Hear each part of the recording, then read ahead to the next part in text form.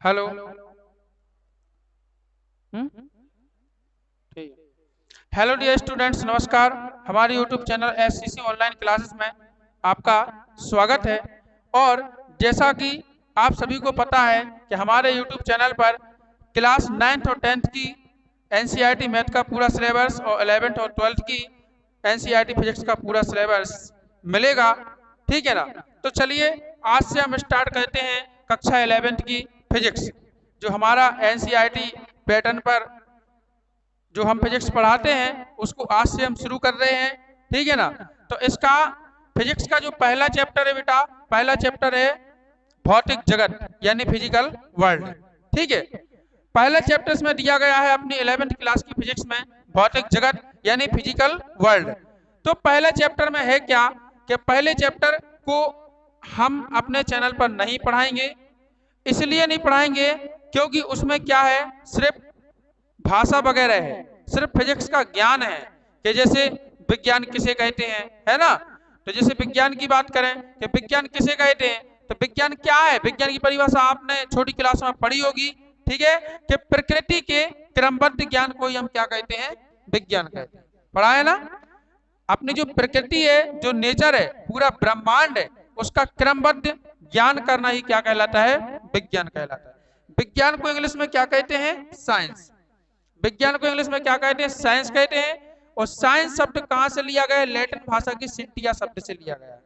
कहां से लिया गया है रे? लैटिन भाषा के सिंटिया से, है ना? है? हाँ, सिंटिया से लिया गया है साइंस शब्द, जिसका अर्थ क्या होता है, जानना। जिसका अर्थ क्या होता है, जानना, यानी किसी भी चीज के बारे में जानना। पूरा ब्रह्मांड है, पूरी पृथ्वी है, उसके बारे में कोई भी चीज है, उनके बारे में जानना। ठीक है, इसको हम क्या कहते हैं, विज्ञान कहते हैं।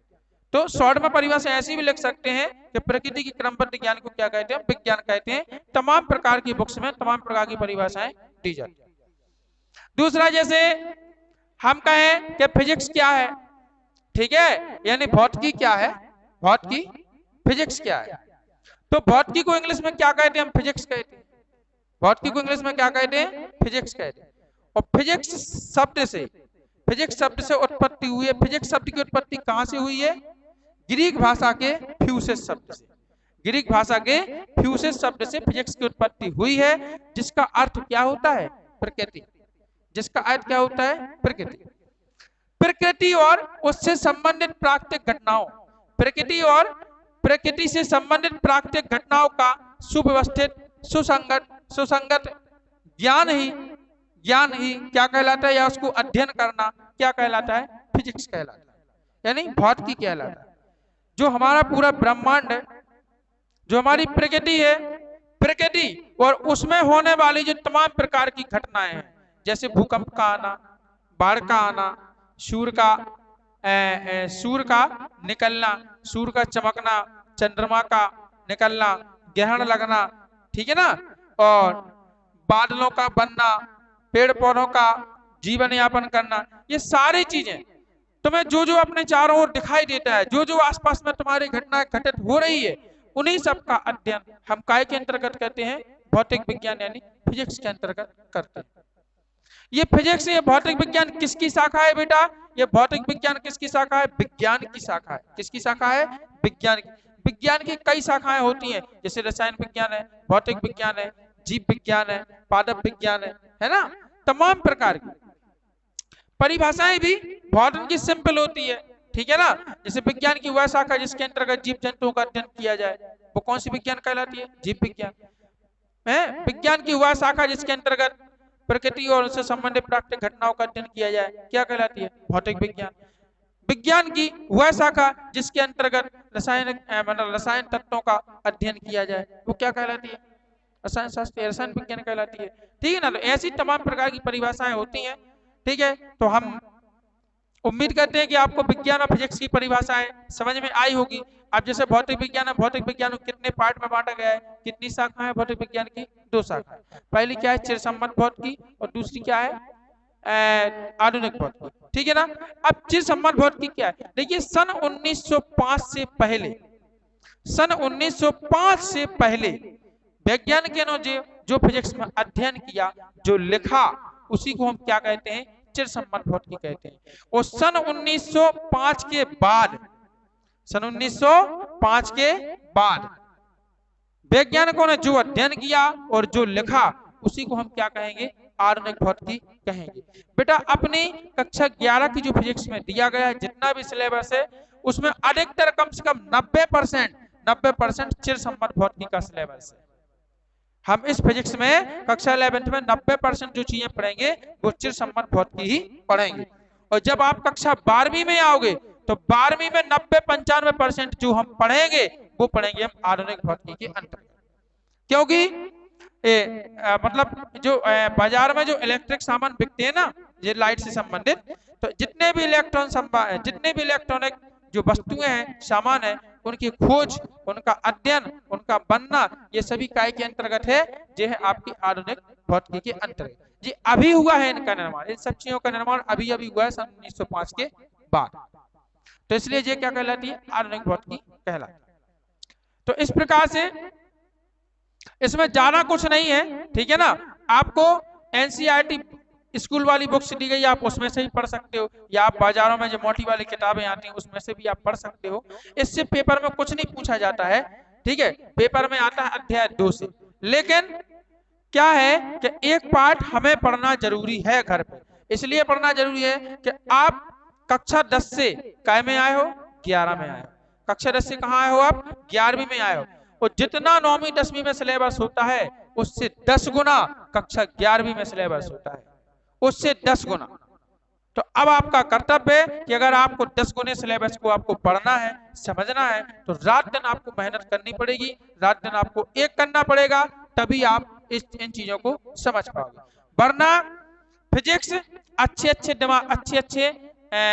बच्चों के दिमाग में नहीं घुसती है।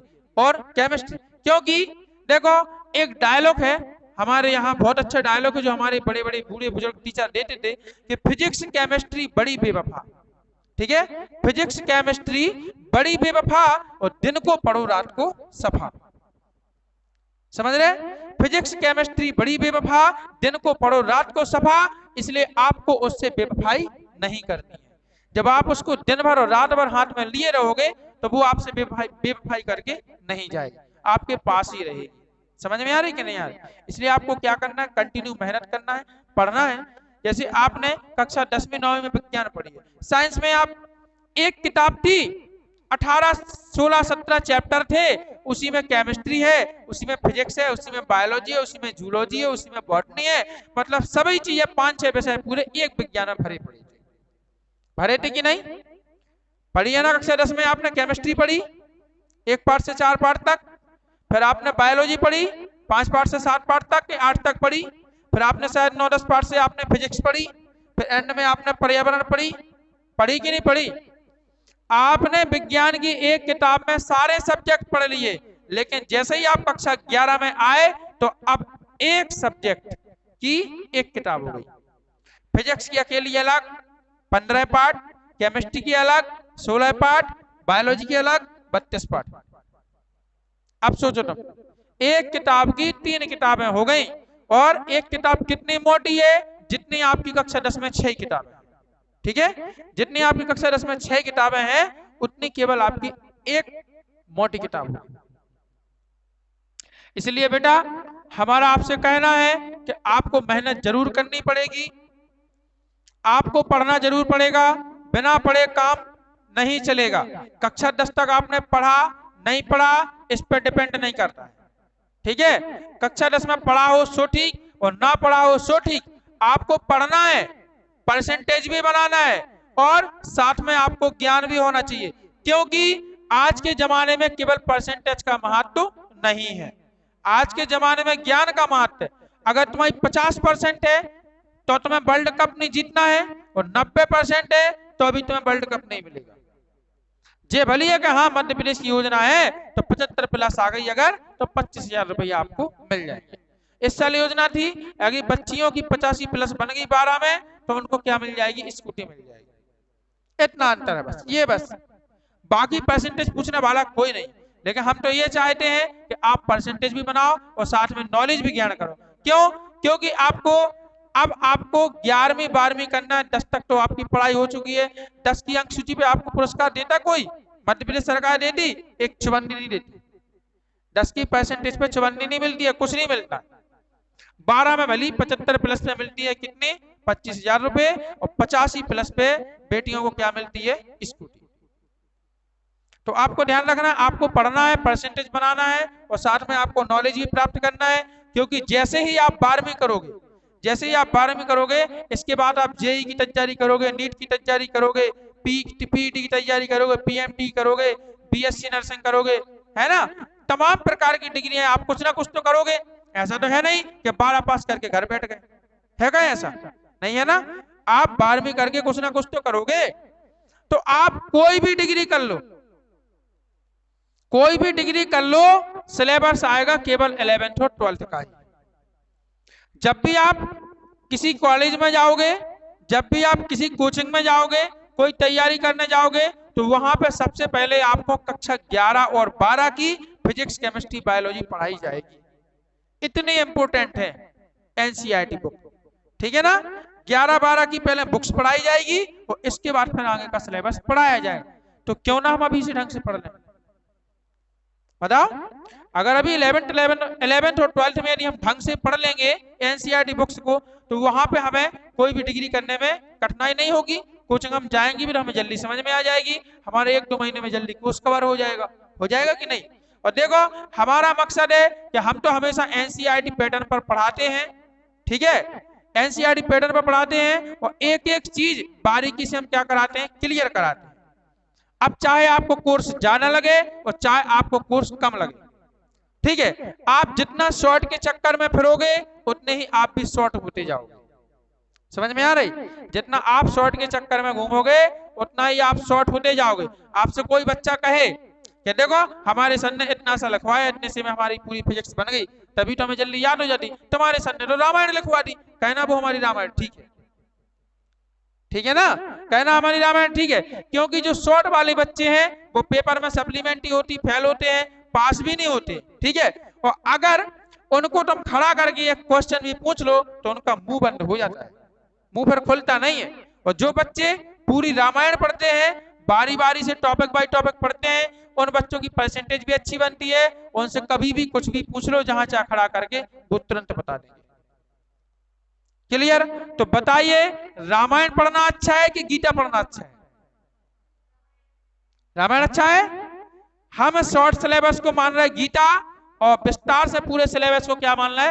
रामायण। तो बताइए, रामायण अच्छी है कि गीता अच्छी है? हमारे लिए तो भैया रामायण अच्छी है। आपके लिए गीता अच्छी हो आप गीता पढ़े जाओ, कहीं और चले जाओ।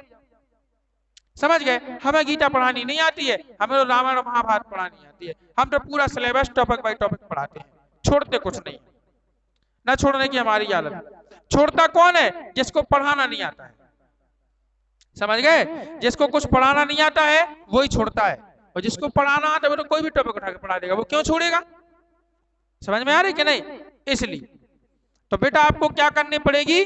आपको मेहनत करनी पड़ेगी।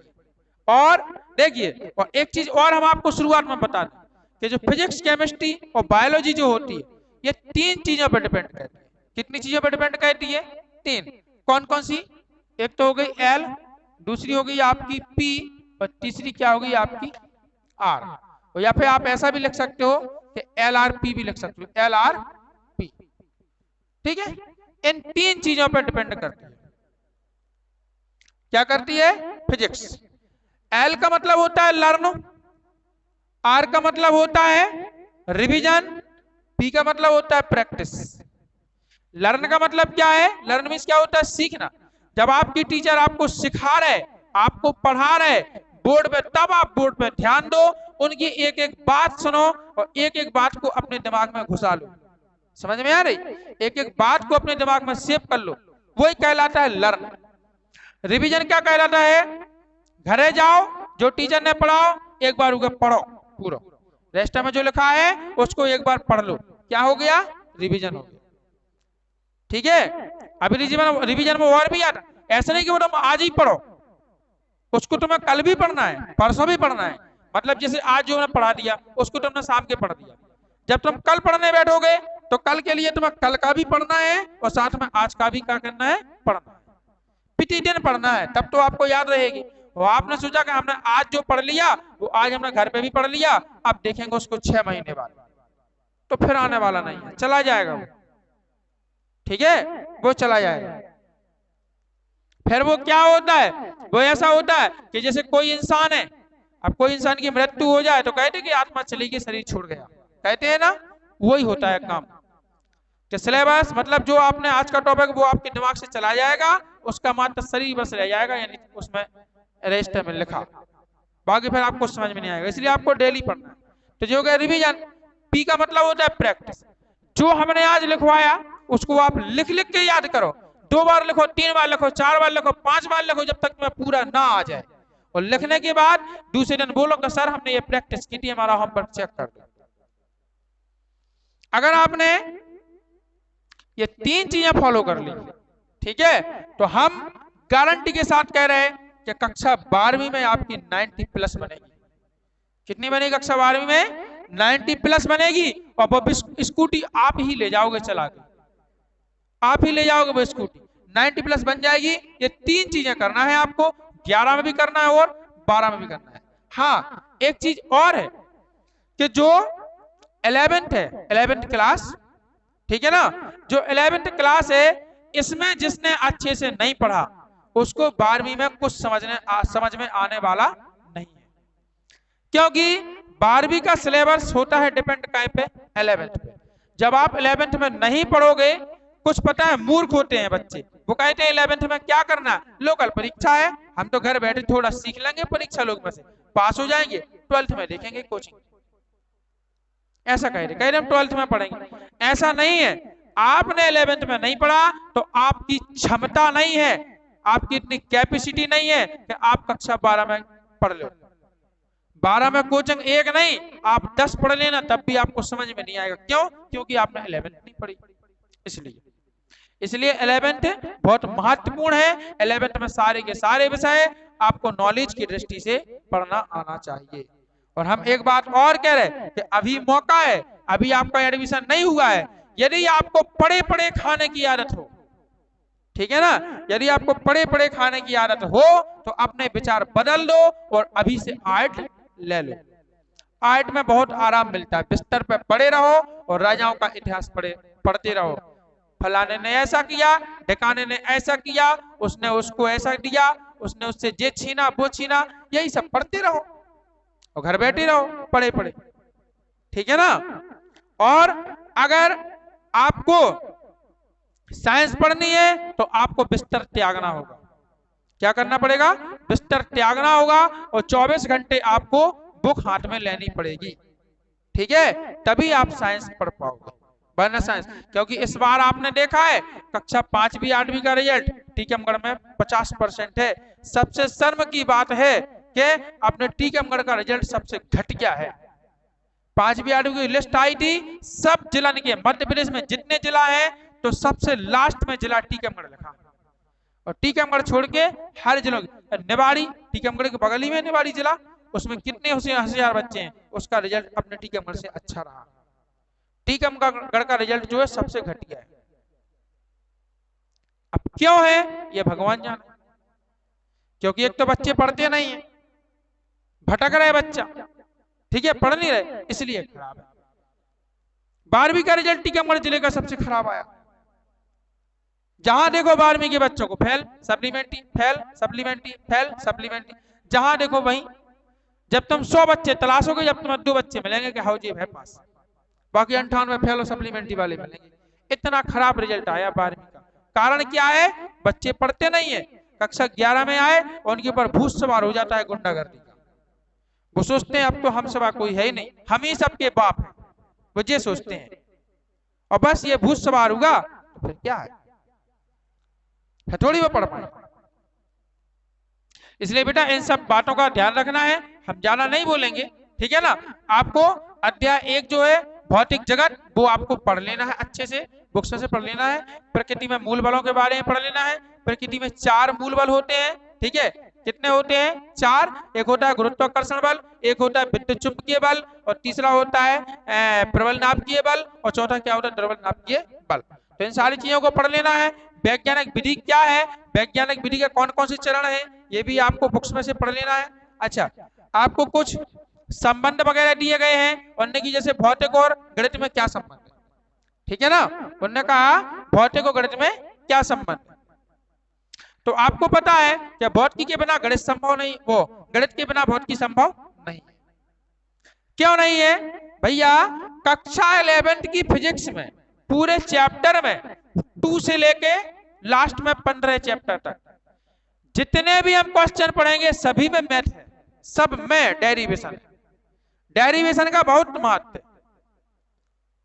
सब में डेरिवेशन है। तो डेरिवेशन क्या होता है? गणितीय व्याख्या। बिना गणित के तो इसके व्यंजक संभव है ही नहीं फिजिक्स के। अरे भैया उसमें आपको अवकलन चाहिए, समाकलन चाहिए, लघुगणक चाहिए, प्रतिलघुगणक चाहिए, सब कुछ चाहिए। जब ये सब आएंगे तभी आप पे फिजिक्स बनेगी, वो ये नहीं आएंगे तो फिजिक्स नहीं बनेगी। इसलिए अपने दिमाग की बत्ती को जलाकर रखना है, दिमाग की बत्ती को जलाकर रखना है, बुझाकर नहीं। हम जब पढ़ाएंगे तो बीच बीच में जो जो कॉन्सेप्ट मैथ का आएगा हम वो कॉन्सेप्ट भी आपको बीच में क्लियर कराते जाएंगे। जैसे कहीं अवकलन आ रहा है, अवकलन समझा देंगे, कहीं समाकलन आ रहा है वो भी समझा देंगे, कहीं लघुगणक आते हैं तो वो भी समझा देंगे। जो भी बीच में आएगा वो आपको समझाते जाएंगे, ठीक है, यहाँ अलग से नहीं बताएंगे। लेकिन अपने दिमाग की बत्ती जला के रखना, आपको समझ में आना चाहिए। कक्षा 10 नहीं कि निर्देशांक ज्यामिति पढ़ लो, शंकु बेलन छन्नक पढ़ लो, ठीक है ना, त्रिकोणमिति पढ़ लो, ये कक्षा 10 नहीं है। और त्रिकोणमिति में भी बच्चे सर्वसमीकरणों में घूम जाते हैं, फिर नहीं कर पाते हैं सिद्ध। 10 की मैथ अलग है और 11 की फिजिक्स अलग है। इसलिए तुम्हें ये सारी चीजें क्या करना चाहिए? आना चाहिए, मैथ का विशेष, ठीक है ना। तो हम सीधे शॉर्ट में बता दें कि गणित के बिना तो भौतिकी संभव है ही नहीं। अगर भौतिकी बनी तो किससे बनी है? मैथ से बनी। पहले गणित की उत्पत्ति हुई तब भौतिकी बनी। फिर अगला क्वेश्चन जैसे पूछ सकते हैं कि भौतिक विज्ञान और जीव विज्ञान में क्या संबंध है। अब आप कहोगे सर ये क्या फंडा है, भौतिक विज्ञान अलग है, जीव विज्ञान अलग है। जीव विज्ञान में जीव जंतुओं का अध्ययन किया जाता है, भौतिक विज्ञान में प्रकृति और प्रकृति की घटनाओं का अध्ययन किया जाता है। तो इसमें संबंध कैसे होगा हम बताते हैं, आपको टेंशन नहीं लेना है। आप हमें ये बताइए कि जो जैसे किसी की हड्डी टूट जाए, अब पैर की टूट जाए, हाथ की टूट जाए, कंधा की टूट जाए, कहीं की टूट जाए, हड्डी टूटी क्या नहीं? टूट गई, टूट गई। तो जिसकी किसी की हड्डी टूटी उसका इलाज कौन करता है? डॉक्टर के मास्टर, डॉक्टर करता है। डॉक्टर कैसे बनता है इंसान? बायोलॉजी पढ़ के। कैसे बनता है? बायोलॉजी पढ़ के। डॉक्टर एक्सरे लिखता है कि एक्सरे करा के लाओ? लिखता है कि नहीं? एक्सरे कराते हो? एक्सरे की मशीन, एक्सरे मशीन की खोज पता है कहां से हुई है? भौतिक विज्ञान से, फिजिक्स की देन है एक्सरे मशीन। समझ में आ रही? एक्सरे मशीन फिजिक्स की देन है। जैसे हमें एक बात बताओ कि डॉक्टर कोई ऑपरेशन करता है या काटा पीटी करता है तो उसकी जो कैंची होती है उसमें नोक काय की लगी रहती है? हीरे की। हीरा, हीरा, हाँ पढ़ना आप कहीं पे, हीरे की नोक लगी रहती है पतली सी उस कैंची में, बड़े बड़े डॉक्टर के पास होती है वो, ठीक है। तो हीरा के गुणों का अध्ययन काय में हुआ था? फिजिक्स में हुआ था सबसे पहले, ठीक है ना।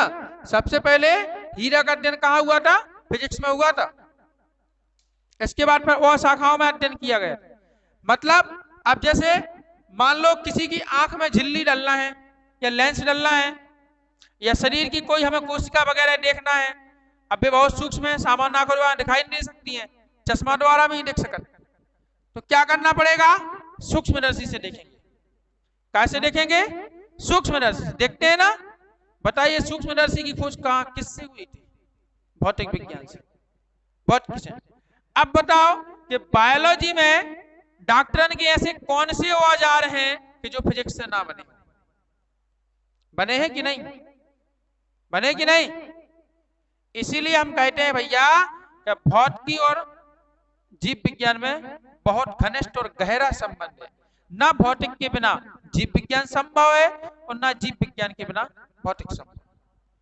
इसी प्रकार रसायन विज्ञान और भौतिकी में भी जो संबंध है, रसायन विज्ञान और गणित में संबंध, भौतिकी नहीं, रसायन विज्ञान और गणित में संबंध। उसमें क्या संबंध है? आप जे आवाज सारणी देख रहे हैं ना, देख रहे हैं ऊपर, इस आवाज सारणी पर पूरी केमिस्ट्री बनी है। स्टार्टिंग भी केमिस्ट्री की यही से हो और खत्म भी केमिस्ट्री यही पे हो। इसी में चक्कर लगाते रहो, इसी में गोल गोल चक्कर लगाते रहो, केमिस्ट्री पढ़ते रहो बस। और जाना नहीं है, 118 तत्व हैं। कितने तत्व हैं? और 4 ब्लॉक हैं। कितने ब्लॉक हैं? एसपीडीएफ 4 ब्लॉक 118 तत्व में केमिस्ट्री का स्टार्टिंग है और केमिस्ट्री का अंत। बताओ, चाहे वो तुम्हारी 11th की केमिस्ट्री हो, चाहे 12th की हो, चाहे बीएससी की हो, चाहे एमएससी की हो, कौनो केमिस्ट्री हो, सभी इसी पे घूमती है, इस सारणी पे। और जिसने ये सारणी पूरी याद कर ली, इसके गुण गुण सब कुछ याद कर ले, समझ लो कि केमिस्ट्री पूरी कंठस्थ याद होगी। फिर उसको केमिस्ट्री में कोई नहीं हरा पाए। अब ये मत समझना कि इतना सा कागज का टुकड़ा दिख रहा, अरे जो हम रट के एक दिन में याद कर लेंगे। रटना नहीं है नाना बाबा, समझना है आपको, इसके बारे में समझना है, रटना नहीं है। रटने से कोई भी याद कर लेगा कि हेलिना की रब से फरियाद, बेटा मांगे कार स्कूटर बापराज, लो यस ब्लॉक खत्म। ठीक है, तो इसे रटने से कुछ नहीं होता। ऐसे रटने से क्या है, तो तुम क्या कर लोगे, ये रट लोगे, तत्व रट लोगे, ब्लॉक रट लोगे, इसके इलेक्ट्रॉनिक विन्यास रट लोगे, क्या मतलब हुआ? इससे कुछ नहीं होने वाला। अरे भैया उसकी गुण पढ़ो, बाएं से दाएं जाओ तो क्या होता है, दाएं से बाएं जाओ तो क्या होता है, ऊपर से नीचे जाओ तो क्या होता है, नीचे से ऊपर जाओ तो क्या मतलब इन सारी चीजों के बारे में, धातु कौन सी है, उपधातु कौन सी है, आधातु कौन सी है, सारी चीजों के बारे में नॉलेज होना चाहिए, तभी आप केमिस्ट्री पढ़ पाओगे। समझ में आ रही कि नहीं आ रही? इसलिए आपको ध्यान रखना है। अब केमिस्ट्री में जो तत्व है, इनका वर्गीकरण और इनकी व्यवस्था कैसे बनी? मैथ से। गिनती ही नहीं हुई तो काबिल लिख देते कि 118 तत्व। समझ रहे कि नहीं? तो इनका वर्गीकरण, उनकी जो व्यवस्था है तत्वों की, वो कैसे हुई बेटा? फिजिक्स मैथ से हुई। इसलिए हम कह सकते हैं कि गणित और रसायन विज्ञान में काफी संबंध। अब आपसे कहा जाए कि भौतिक विज्ञान और समाज में क्या संबंध है? भौतिक विज्ञान और समाज, मानव समाज।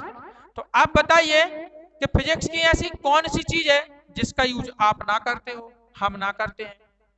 हम ये माइक लगाए मुंह में, लगाए ना माइक, लगाए। ये मोबाइल है, इसमें डिवाइस लगी, ये लीड है, ये देखो चैम्बर है, ये लाइट है, ये पंखा है, ये बोर्ड है, ये टेबल है, जो भी है सब फिजिक्स की देन है। सब काय की देन है? फिजिक्स की देन है। ऐसी कोई चीज ही नहीं है जो फिजिक्स में ना हो। कंप्यूटर, लैपटॉप, टीवी, मशीन है, कानन्या जो फिजिक्स की देन, सब कुछ फिजिक्स से बना है, सब कुछ। ठीक है, यहां तक कि तुम भी फिजिक्स से बने, लो हम भी फिजिक्स से बने। हमारे अंदर कितने तत्व हैं? 5 है। कितने तत्व हैं? कौन कौन से हैं बताओ? हाँ, और पृथ्वी। अब पृथ्वी में जो मिट्टी है, ठीक है ना, जो पृथ्वी है, इस पूरे ब्रह्मांड पृथ्वी का अध्ययन फिजिक्स में है कि नहीं? है कि नहीं? जल का भी कॉन्सेप्ट फिजिक्स में आता है। मतलब जो हमारे 5 तत्व हैं, इन 5 तत्वों का फिजिक्स में कॉन्सेप्ट आता है, हर चीज का। इन 5 तत्वों का फिजिक्स से ही शुरुआत हुई है उसका अध्ययन। ठीक है, और हमारे शरीर में जो उपचार वगैरह, जो कोशिकाएं वगैरह, ये सारी चीजें हैं, और जिनका अध्ययन हम बायोलॉजी में करते हैं उनका अध्ययन करने के लिए जो मशीनों का उपयोग करते हैं वो मशीनें भी काय की देन है, फिजिक्स की।